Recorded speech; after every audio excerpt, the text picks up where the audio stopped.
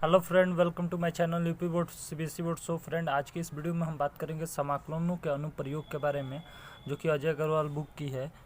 इसको हम इंग्लिश में एप्लीकेशन ऑफ इंटीग्रल्स बोलते हैं। इसके कुछ टर्म्स हैं, आपको याद होना चाहिए।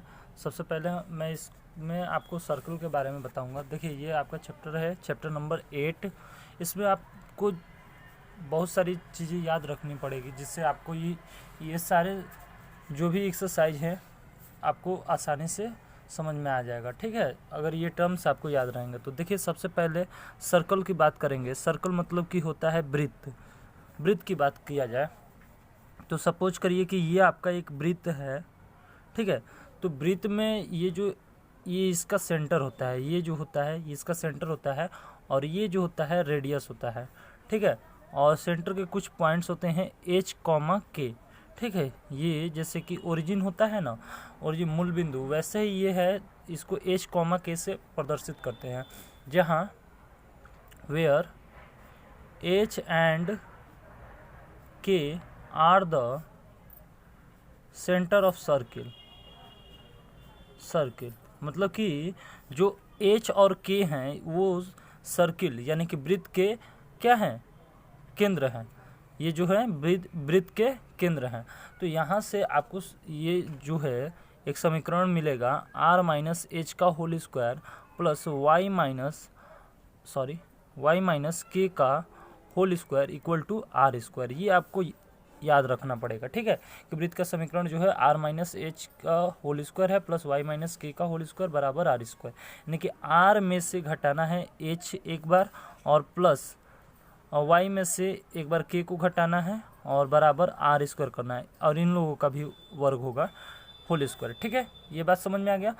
दूसरा आता है इसमें पैराबोला। क्या? पैराबोला। ठीक है, पैराबोला क्या होता है? परवल है। इसको क्या बोलते हैं? परवल है। हिंदी में क्या बोलते हैं? परवल है। ये 4 टाइप्स का होता है। There are 4 types of parabola. ठीक है, there are 4 types of parabola, यानी कि यह 4 प्रकार का होता है। यानी कि परवलय 4 प्रकार का होता है। देखिए पहला टाइप इसमें देखेंगे y square equal to 4ax type. मतलब कि ये एक पहला टाइप है। ठीक है, इसके लिए ग्राफ जो बनता है वो कैसे बनता है, ध्यान से देखिएगा। ये है एक क्वाड्रेंट बन गया, जिसमें ये x होता है, ये x डैश होता है, ये y होता है, और ये y डैश होता है। ठीक है, इतना बात क्लियर है।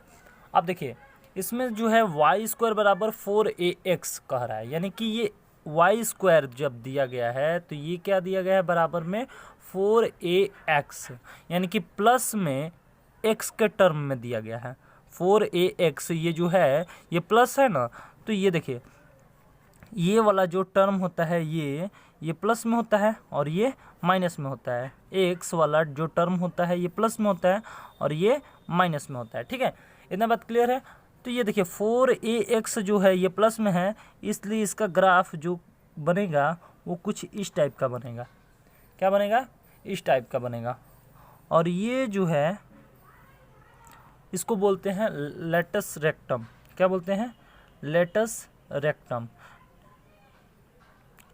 जो इसको 2 भागों में बांटता है, एक ऊपर और एक ये नीचे। ठीक है, और यहाँ पर जो होता है फोकस होता है। फोकस यानी कि 0 0। ठीक है, यहाँ पर जो कट करता है। ठीक है, आ रहा है बात समझ में? एफ जो होता है फोकस होता है। क्या होता है? फोकस होता है। ठीक है, अब देखिए ये जो होता है वर्टिसेस होते हैं। ये क्या होते हैं? वर्टिसेस। ठीक है, वर्टिसेस मतलब कि यहाँ पर जो वर्टेक्स होता है, जो कि मतलब ओरिजिन का काम करता है। सॉरी, ये 1,0 होता है। ठीक है, आ रहा है बात समझ में? तो ये जो है ये किस चीज़ का ग्राफ है? Y square equal to 4ax। और ये जो है ये लाइन जो है इस ग्राफ को 2 भागों में बांट रहा है, तो इसलिए इसको बोलते हैं सिमेट्रिक एक्सिस। सिमेट्रिक एक्सिस बोलते हैं। ठीक है, क्या बोलते हैं? सिमेट्रिक एक्सिस बोलते हैं। ठीक है, तो चलिए ये तो हो गया Y square equal to 4ax का ग्राफ। अब दूसरा देखते हैं जो होता है Y square equal to -4ax का ग्राफ, तो बिल्कुल ये सेम ऐसा ही बनेगा, ठीक है, बिल्कुल ये सेम ऐसा बन गया। अब इसमें जो है आपको दे दिया गया है माइनस, तो देखिए प्लस था तो इधर था और माइनस होगा तो किधर आ जाएगा, एक्स के टर्म में ऐसे आ जाएगा। ये एक्स डैश है ना, और ये एक्स है, ये वाई है और ये वाई डैश है, ठीक है। तो एक्स के टर्म में इस साइड आ जाएगा, ठीक है। तो ये -4ax हो जाएगा और ये यहाँ से ऐसे हो जाएगा, ये लेटेस्ट रेक्टम है, ठीक है।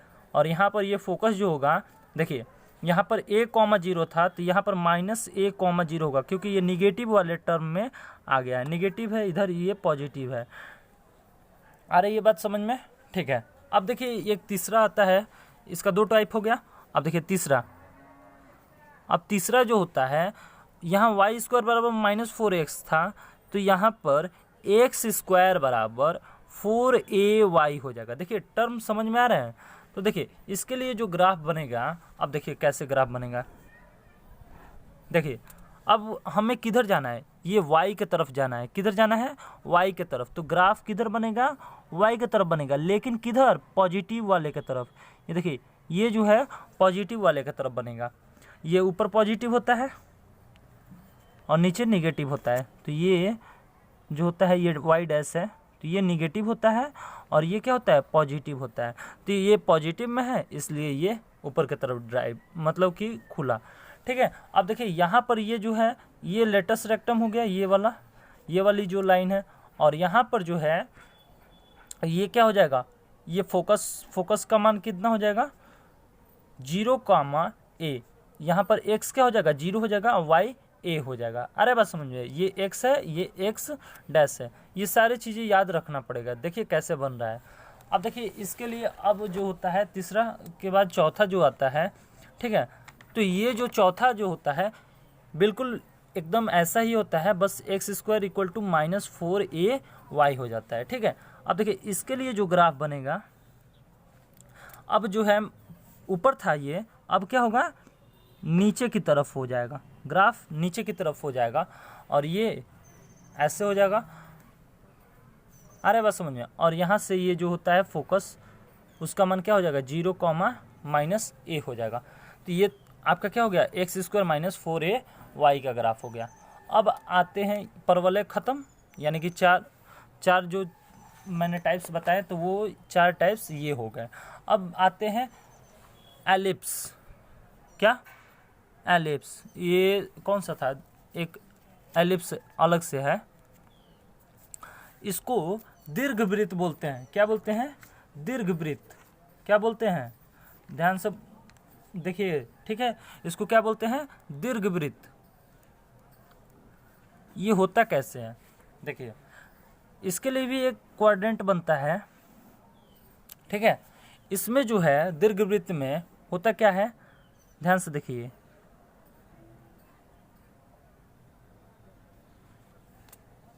ये जो होता है दीर्घवृत्त होता है, ठीक है। ये क्या होता है, दीर्घवृत्त होता है, ठीक है। अब इसमें जो होता है, दोनों में, इन सब में तो सब में एफ एक था, लेकिन इसमें 2 फोकस होगा, एक यहाँ पर फोकस और एक यहाँ पे फोकस, ठीक है। जो कि ये डिसाइड करेगा कि ये -AE,0 होता है और ये AE,0 होता है। देखिए ये निगेटिव को दर्शा रहा है, ये पॉजिटिव को दर्शा रहा है।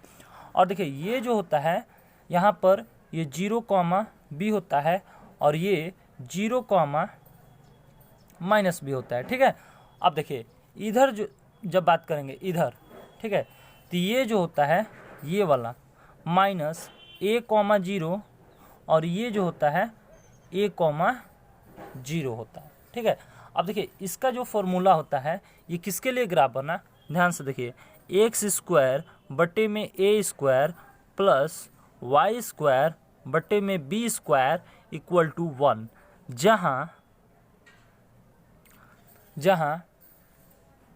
जो ये a स्क्वायर होता है, a स्क्वायर वो ग्रेटर देन होता है, क्या होता है, ग्रेटर देन होता है किससे, b स्क्वायर से, किससे, b स्क्वायर से, ठीक है। तो इस तरह से उसका ग्राफ बनेगा, ठीक है। आ रहा है बात समझ में। अब दूसरा इसका टाइप होता है बिल्कुल ऐसा ही, दूसरा टाइप होता है, ये तो पहला हो गया। दूसरा जो होता है ये तो x के टर्म में हो गया, ये x है, ये x डैश है, ये y है, ये y डैश है, ठीक है। तो ये जो है ऐसा बन गया। अब बात करते हैं अब जो है x वाले टर्म में, तो x वाले टर्म में कैसे होगा ये ध्यान दीजिए। ये जो है एक्स स्क्वायर, इसमें क्या होता है कि ये एक्स स्क्वायर जो है बटे में ए स्क्वायर प्लस वाई स्क्वायर बटे में बी स्क्वायर इक्वल टू 1, ये भी बिल्कुल वैसा ही होता है। थोड़ा सा डिफरेंस ये होता है इसमें कि जो ये A square greater than B square था वो अब क्या हो जाएगा, ए स्क्वायर जो होगा ये हो जाएगा अब लेस देन जो होगा किसके, बी स्क्वायर के, क्या हो जाएगा, बी स्क्वायर के।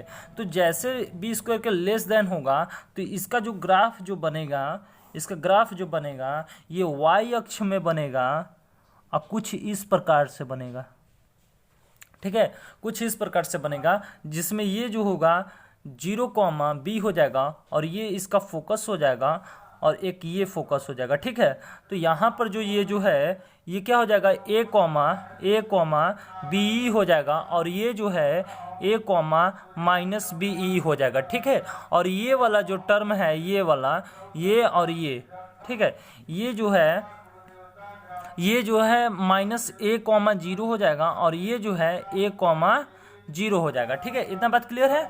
देखिए इसमें दोनों में डिफरेंस यही है कि ये जो होगा इसका ये ए स्क्वायर जो होगा वो लेस देन बी स्क्वायर होगा और इसका ये जो ए स्क्वायर है वो ग्रेटर देन बी स्क्वायर होगा, ठीक है। इतना बात क्लियर है। तो चलिए हम लोग आज का एक्सरसाइज स्टार्ट करते हैं बिना देर किए। तो देखिए इसमें जो है प्रश्नावली 8.1 आज कराएंगे, ठीक है। तो इसमें जो है जो भी क्वेश्चन है आप बहुत ही ध्यान से देखेंगे, मुझे आशा है, और आप अच्छे से समझेंगे, ठीक है। तो पहला क्वेश्चन स्टार्ट करते हैं। दीर्घवृत्त 4x square plus 9y square equal to 36 के उस भाग का क्षेत्रफल ज्ञात कीजिए जो x अक्ष तथा y अक्ष के धन भागों से घिरा है, ठीक है। तो इस क्वेश्चन को ध्यान से देखिए कैसे करते हैं। तो देखिए इसको कैसे करेंगे, ध्यान से देखिएगा, ठीक है। ये जो रहा आपका क्वेश्चन है कि 4x square plus 9y square equal to 36 के उस भाग का क्षेत्रफल ज्ञात कीजिए जो x अक्ष तथा y अक्ष के धन भागों से घिरा है, ठीक है। देखिए इसको कैसे करेंगे। सबसे पहले आप इसमें करेंगे क्या, ये जो 36 है इससे आप इसको भाग दे दीजिए। 36 9y स्क्वायर बट्टे में 36 बराबर 36 बट्टे में 36। तो यहाँ से आपको क्या मिलेगा, x स्क्वायर बट्टे में 9 प्लस वाई स्क्वायर बट्टे में 4 इक्वल टू 1। यहाँ से ये समीकरण 1 हो गया। अब देखिए अब यहाँ से अभी मैंने बताया दीर्घवृत्त जो होता है जिसमें अगर a जो होता है b से बड़ा होता है, a जो होता है b से बड़ा होता है, देखिए a स्क्वायर जो होता है वो b स्क्वायर से बड़ा है, यानी कि a भी बड़ा होगा b से। अरे बस समझ में। तो उसके लिए जो ग्राफ बनेगा वो किस प्रकार का बनेगा, इस प्रकार से बनेगा। तो मैं इस ग्राफ के लिए जो समीकरण दिया गया है उससे तुलना करते हैं। तो अनकम्पेयरिंग विद एक्स स्क्वायर बटे में ए स्क्वायर बराबर वाई स्क्वायर बटे में बी स्क्वायर इक्वल टू 1। तो यहाँ से अगर कंपेयर किया जाए तो ए स्क्वायर की जगह पर क्या है 9 और बी स्क्वायर की जगह पर 4। तो यानी कि इसलिए आपको ए स्क्वायर बराबर क्या मिला 9, यानी कि यहाँ से ए बराबर क्या मिला 3। अगर बी स्क्वायर का देखा जाए तो बी स्क्वायर बराबर 4, तो यहाँ से बी का मान क्या मिला 2। अरे बस समझ में। यहाँ से a बड़ा है b से, अरे बस समझ में। तो a बड़ा है b से, तो कुछ इस प्रकार से ग्राफ हमारा बनेगा, ठीक है।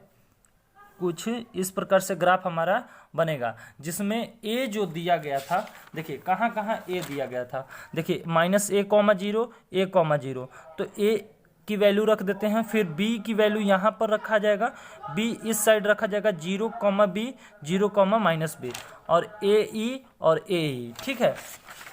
अरे बात समझ में। तो अभी तो फिलहाल हमें ae पता नहीं है, मतलब कि a और b पता है, ठीक है। तो a, 0 होगा, यानी कि इधर -3 हो जाएगा और 0 हो जाएगा और ये 3, 0 हो जाएगा, ठीक है। और b की बात किया जाए तो यहाँ पर जो होगा 0,-2 हो जाएगा, सॉरी 0,2 हो जाएगा, इधर क्या हो जाएगा 0,-2 हो जाएगा। इतना बात क्लियर है। अच्छा ये देखिए, ये फर्स्ट क्वाड्रेंट है, ये सेकंड क्वाड्रेंट है, ये थर्ड क्वाड्रेंट है और ये फोर्थ क्वाड्रेंट है। ठीक है, यानी कि देखिए पहला चतुर्थांश, दूसरा चतुर्थांश, तीसरा, चौथा। अरे बस समझिए, इतना बात क्लियर है कि नहीं। अब ये बोल रहा है कि ये जो एक्स अक्ष तथा वाई अक्ष के धन भागों से घिरा है, यानी कि एक्स अक्ष का जितना भी धन भाग है उससे घिरा हो और वाई अक्ष के जितने भी धन भाग हैं उनसे जो घिरा है, तो उसका क्षेत्रफल ज्ञात कीजिए। तो इनडायरेक्टली आपसे ये बोल रहा है कि आप पूरे का क्षेत्रफल निकालिए। अरे बात समझ में, क्या करिए, आप पूरे का क्षेत्रफल निकालिए। ठीक है, आ रहा है बात समझ में कि नहीं। ठीक है, तो यानी कि अगर मैं इसका एक का क्षेत्रफल निकाल दूं, ठीक है, क्या करूं, एक का क्षेत्रफल निकाल दूं और ऐसे ऐसे 4 हैं तो 4 से गुणा कर दूं, तो क्या मेरा आंसर आ जाएगा। अरे बस समझे।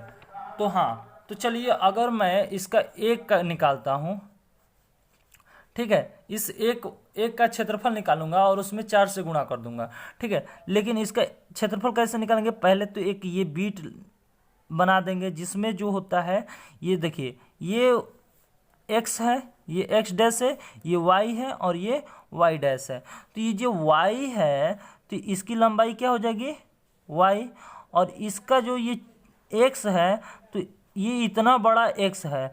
छोटे से x को दर्शाने के लिए किस चीज़ से दर्शाते हैं, dx से दर्शाते हैं। क्या दर्शाते हैं, dx से दर्शाते हैं। अच्छा, चूंकि हमारे पास जो समीकरण मिला वो x²/9 प्लस y²/4 = 1 मिला, तो यहाँ से देखते हैं ये समीकरण नंबर 2। तो लिखेंगे समीकरण 2 से, ठीक है, समीकरण 2 से। तो देखिए x²/9 और y²/4 = 1। तो देखिए यहाँ से y²/4 किया जाए तो यहाँ से 1 - x²/9 हो जाएगा, पक्षांतर होगा तो।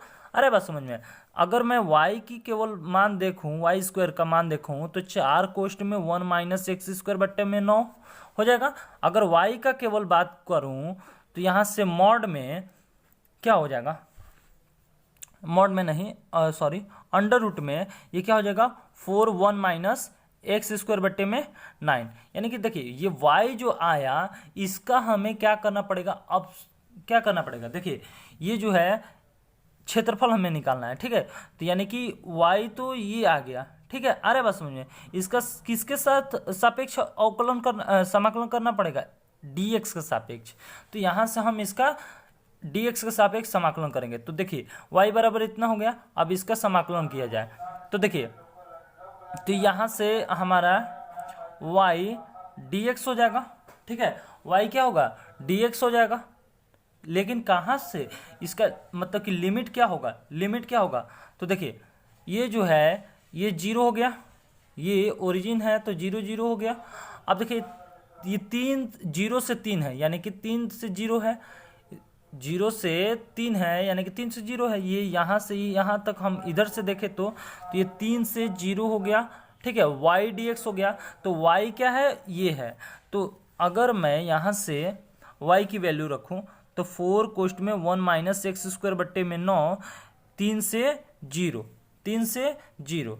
अब देखिए इसका समाकलन किया जाए तो देखिए 4 का अंदर गुणा कर दीजिए, तो 4 का अंदर गुणा होगा तो 3 से 0 हो जाएगा, 4 - 4x²/9 हो जाएगा। अरे बात समझिए, अब देखिए यहाँ से क्या आ जाएगा, 3 से 0, 3 से क्या हो जाएगा 0 हो जाएगा, और इसका गुणा करिए 9 चौक 36, 36 - 4x²/9 dx। इतना बात क्लियर है। अब देखिए ये 3 से 0 गया है, लिमिट क्या गया है, 3 से 0 गया है, तो 3 से 0 अब 9 से भाग दे दीजिए तो 4 हो जाएगा, माइनस ये देखिए 4x²/9। ठीक है, इतना बात क्लियर है। ये सभी अंडर रूट में है।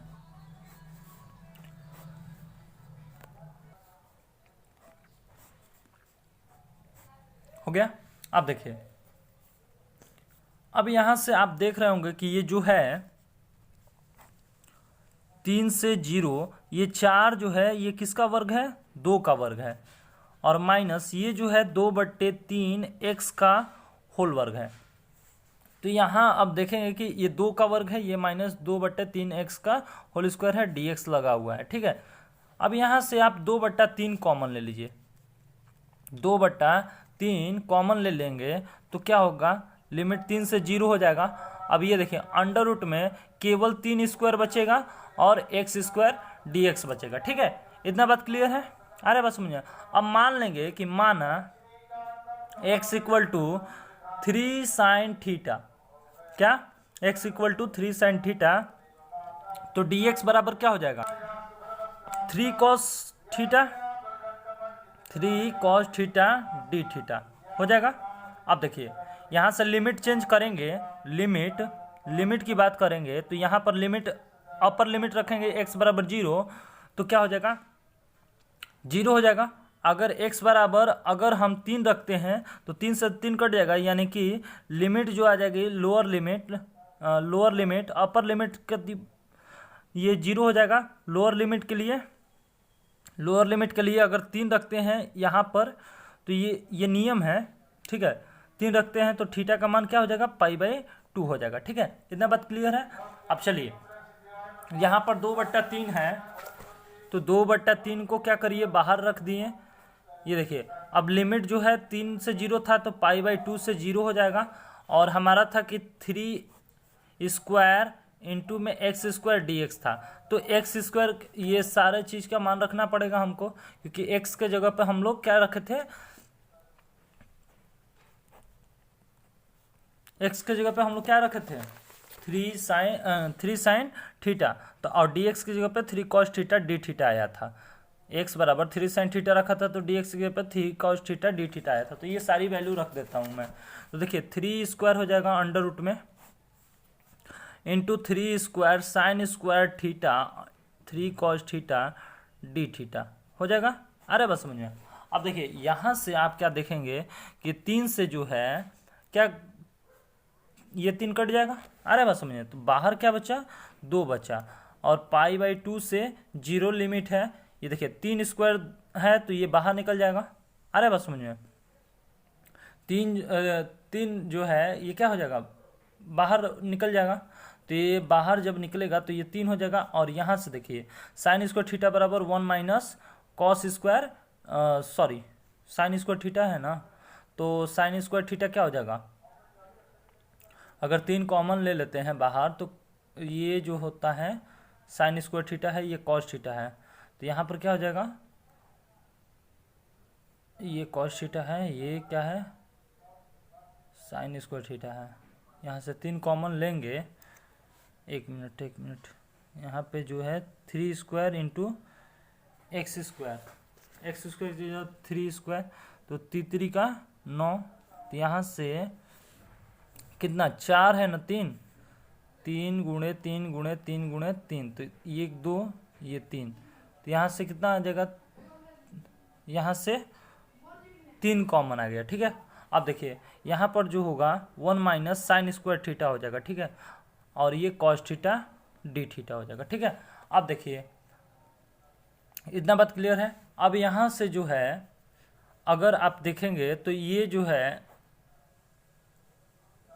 Cos 1 minus sine square theta क्या होता है, कॉस स्क्वायर थीटा, और नहीं सॉरी कॉस थीटा होता है, और ये कॉस थीटा मिलकर cos square theta D theta हो जाएगा, ठीक है। अरे बस समझिए, और ये जो 3 है जो बाहर निकल जाएगा, ये क्या हो जाएगा 6 हो जाएगा, ठीक है।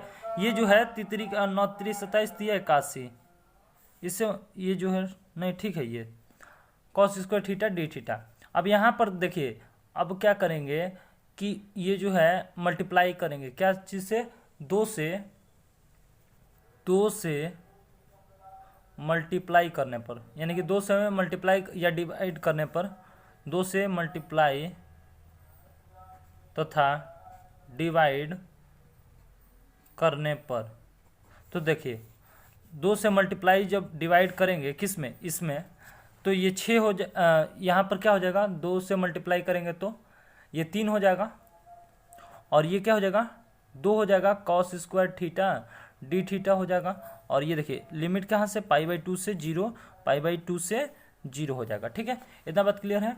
अब देखिए 3 हो गया। इसका जो है ये जो 2 cos स्क्वायर थीटा है, इसको हम लोग क्या लिख सकते हैं, ये π/2 से 0 है, ये 2 है, 2 cos स्क्वायर थीटा, इसको हम cos 2 थीटा प्लस 1 लिख सकते हैं, और d थीटा। अब यहाँ से 3 बाहर ले लीजिए, ये क्या हो जाएगा sin 2 थीटा। इसका समाकलन करेंगे तो sin 2 थीटा बट्टे में 2 हो जाएगा प्लस थीटा, और π/2 से 0 हो जाएगा। ठीक है, अरे बस समझ में। अब यहाँ से क्या हो जाएगा 3 sin 2 थीटा, अपर लिमिट रखिए तो sin 0/2 plus 0 minus sin π/2 minus π/2 हो जाएगा, और 3 प्लस 0 माइनस 0 हो जाएगा, और माइनस π/2 हो जाएगा। और ये जो है 3, ये मॉड, ये जो है मॉड में है, मतलब कि बाहर है। ठीक है, ये बाहर है, इसको बाहर रखिए। ठीक है, तो यहाँ से ये सारा 0 हो जाएगा। 3 इंटू ये क्या हो जाएगा, ये भी प्लस में है, 3 इंटू π/2, यानी कि क्या हो जाएगा, नहीं ये माइनस है ना, ये माइनस है तो ये मॉड में है। 1 मिनट, ये जो है 0 प्लस 0 माइनस 0 माइनस π/2, यानी कि ये मॉड में है, तो ये क्या हो जाएगा, मॉड से बाहर आएगा तो प्लस में हो जाएगा 3π/2। यही आपका आंसर हो जाएगा। देखिए ये तो इतना बड़ा सा है, मुझे नहीं लग रहा है कि आपको अच्छे से समझ में आया होगा। ठीक है, तो मैं इसके लिए सेकंड मेथड आपको एक बता देता हूँ, बहुत ही सिंपल सा मेथड, कि ये आपको दिया गया था 4x स्क्वायर 9y स्क्वायर बराबर 36। तो यहाँ से जब इसको 36 से भाग दिए तो आपको क्या आया, 4x स्क्वायर बट्टे में 36 प्लस 9y स्क्वायर बट्टे में 36। सेकंड मेथड है। ठीक है, बहुत ही आसान है ये, बराबर 36 बट्टे में 36। तो यहाँ से जो है आप देखेंगे तो x स्क्वायर बट्टे में 9, y स्क्वायर बट्टे में 4 बराबर 1। ठीक है, इतना बात क्लियर है। इसको कंपेयर जब किए तो यहाँ से a बराबर 3 आया, b बराबर 2 आया। अच्छा, जो दीर्घवृत्त का क्षेत्रफल कह रहा है निकालने के लिए, यानी कि पूरे का क्षेत्रफल निकालने के लिए बोल रहा है, तो देखिए जब 1 का निकालेंगे, दीर्घवृत्त का क्षेत्रफल जो होता है 1 का, केवल 1 का, एक भाग का, जैसे केवल एक भाग का कहने का मतलब केवल ये वाले भाग का बताया गया है, मतलब कि ये जो है एक वाला भाग है ये, इसके लिए जो होता है पाई ए बी बट्टे में 4 होता है, यानी कि इसका एक भाग का निकलता है। तो पाई का मान क्या होता है, पाई का मान पाई ही हो गया, और ए का मान 3 गुणे 2 हो गया। ठीक है, लेकिन हमें 1 का बट्टे में निकालना होगा, तो 1 के लिए इतना हो जाएगा 3 पाई बट्टे में 2। तो 1 के लिए तो हमें निकालना था, तो 1 के लिए निकाल दिए हैं। अरे बस समझ में, 3 पाई/2 हो जाएगा। अरे बस समझ में, तो ये आपका सिंपल सा आंसर हो गया। अरे बस समझिए, अगर पूरे का निकालना होता तो ये 4 से भाग ना देकर 4 से क्या कर देते हैं, गुणा कर देते हैं। अरे बस समझिए, तो हमें 1 का केवल निकालना है, x और y के प्लस वाले से घिरा हुआ। तो देखिए ये प्लस में होता है, ये प्लस में, और ये प्लस में होता है, तो इसी से ना घिरा हुआ, यानी कि पूरा का इन सब को छोड़ के केवल इसका क्षेत्रफल हमको निकालना है। तो हमने क्या किया कि देखा कि 1 के लिए क्या होता है, ये फॉर्मूला होता है, तो इसमें रख दिया और 4 से भाग दे दिया, इसलिए 3 पाई/2। देखिए ये सिंपल सा आ गया। अरे बस समझिए, तो पहला क्वेश्चन ये सॉल्व हो गया। दूसरा क्वेश्चन देखते हैं। निश्चित समाकलन के विधि से वृत्त के x square plus Y square minus 4x बराबर 0 का क्षेत्रफल ज्ञात कीजिए। देखिए इसको कैसे करते हैं। देखिए इसमें क्या करना है आपको कि इसका क्षेत्रफल निकालना है। तो सबसे पहले तो ये वृत्त का समीकरण है, ये जो है वृत्त का समीकरण है, इसको लिखेंगे कि ये वृत्त का समीकरण है। ठीक है, वृत्त का समीकरण है। तो देखिए वृत्त का समीकरण आपको दे दिया गया है, तो यहाँ से अगर वाई स्क्वायर की वैल्यू निकाले तो 4x माइनस एक्स स्क्वायर हो जाएगा। वाई स्क्वायर को यहीं रहने दीजिए और इन दोनों को इस साइड लाइए, तो ये क्या हो जाएगा, वाई स्क्वायर बराबर पक्षांतर करिए तो ये इतना आ जाएगा। अरे बस समझिए, तो यहाँ से y बराबर देखा जाए तो √4x माइनस एक्स स्क्वायर हो जाएगा। अब बोल रहा है कि जो वृत्त है, ठीक है, इसका क्या करना है, आपको क्षेत्रफल निकालना है। तो देखिए इसका क्षेत्रफल कैसे होगा, देखिए ये जो है अगर मैं ऊपर वाले भाग का क्षेत्रफल निकाल दूं और उसमें अगर दो से गुणा कर दूं तो नीचे वाले का भी निकल जाएगा क्षेत्रफल। अरे बात समझे, एक रोटी का अगर मैं यहाँ देखूं दो हिस्सा कर दूं और एक भाग इतना है तो इसका दूसरा भाग कितना होगा, ये मतलब कि पूरे का क्षेत्रफल, एक भाग का क्षेत्रफल निकाल देंगे अगर उसमें दोनों से दो से गुणा कर देंगे तो पूरे भाग का क्षेत्रफल आ जाएगा। बिल्कुल वैसे इसमें भी करना है। तो इसमें क्या होगा, देखिए ये y बराबर 4x माइनस एक्स स्क्वायर मिल गया, ठीक है। तो इसमें क्या होगा कि ये देखिए ये x है, ये x डैश है, ये y है, ये y डैश है, ठीक है। तो ये जो है इसका क्षेत्रफल कैसे निकालेंगे, तो सबसे पहले आपको एक यहाँ पर बीट बनाना पड़ेगा जो कि ये y है, तो ये इसका भी लंबाई क्या हो जाएगा, y हो जाएगा, ये dx हो जाएगा, ठीक है। यानी कि y का समाकलन हमें x के सापेक्ष करना है तो एरिया निकल कर आ जाएगा। तो एरिया का सूत्र क्या होता है, ठीक है। एरिया कैसे निकलेगा, एरिया बराबर मतलब कि क्षेत्रफल कैसे निकलेगा, तो 2 से पहले गुणा कर देंगे और इसका लिमिट जो लेंगे वो कहाँ से कहाँ तक लेंगे ये आपको डिसाइड करना है। देखिए सब देखिए यहाँ पर ये जो है, सपोज करिए कि ये जो है 2 है और ये क्या है 2 है। यहाँ से ये जो है 0 जो है, 0 से अगर आपको यहाँ तक जाना होगा तो ये 2 यानी कि 0 से आपको कहाँ तक जाना होगा, 4 तक जाना होगा। यानी कि लिमिट जो होगा 0 से कहाँ तक जाएगा, 4 तक जाएगा। लिमिट कहाँ से जाएगा, 0 से लेकर 4 तक जाएगा, ठीक है। आ रहा है बात समझ में, 0 से लेकर कहाँ तक जाएगा, लिमिट 4 तक जाएगा। ये नहीं समझ में आया कि 2 कहाँ से आया।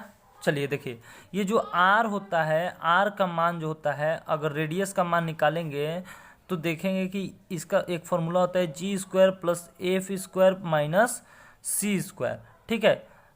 सॉरी c, अरे बस में तो g का मान जो है यहाँ पर जो है आपको दिया गया है 2।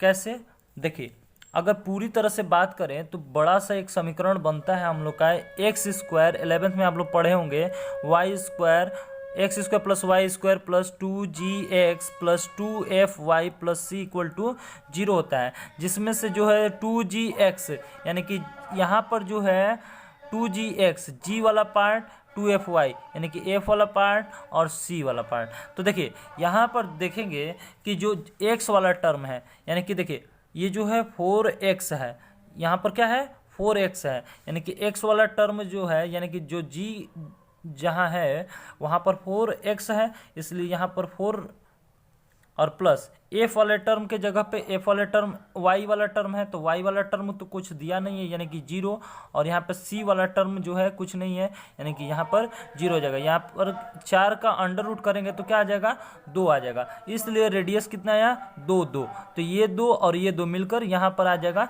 4, यानी कि 0 से हमें कहाँ जाना है, 4 तक जाना है, ठीक है। अरे बस समझे, तो 0 से 4 लिमिट गए, यहाँ पर क्या हो जाएगा 4x माइनस एक्स स्क्वायर हो जाएगा, ठीक है। अब इसको हल करेंगे, देखिए इसको हल करेंगे तो क्या आएगा हमारा 2, 0 से लेकर लिमिट 4। अब मैं इसको हल कर रहा हूँ, देखिए यहाँ से जो है 4 को बाहर ले लूँ, minus x square minus 4x plus 4 हो जाएगा और ये dx हो जाएगा, ठीक है। इसको हल किया तो अब देखिए यहाँ से 0 से ये 4 हो जाएगा, अंडर रूट में ये 2 का वर्ग हो जाएगा, माइनस एक्स माइनस 2 का वर्ग और dx हो जाएगा, ठीक है। ये देखिए 2x माइनस 2 बट्टे में क्या हो जाएगा, 2 हो जाएगा, अंडर रूट में इसका ये फॉर्मूला होता है ए स्क्वायर माइनस एक्स स्क्वायर का, तो ये फॉर्मूला है उसी पर मैंने रख दिया है, ठीक है। ये समाकलन में मैंने बता दिया है, आप उसको देख लीजिएगा, वीडियो का लिंक डिस्क्रिप्शन में मिल जाएगा, ठीक है।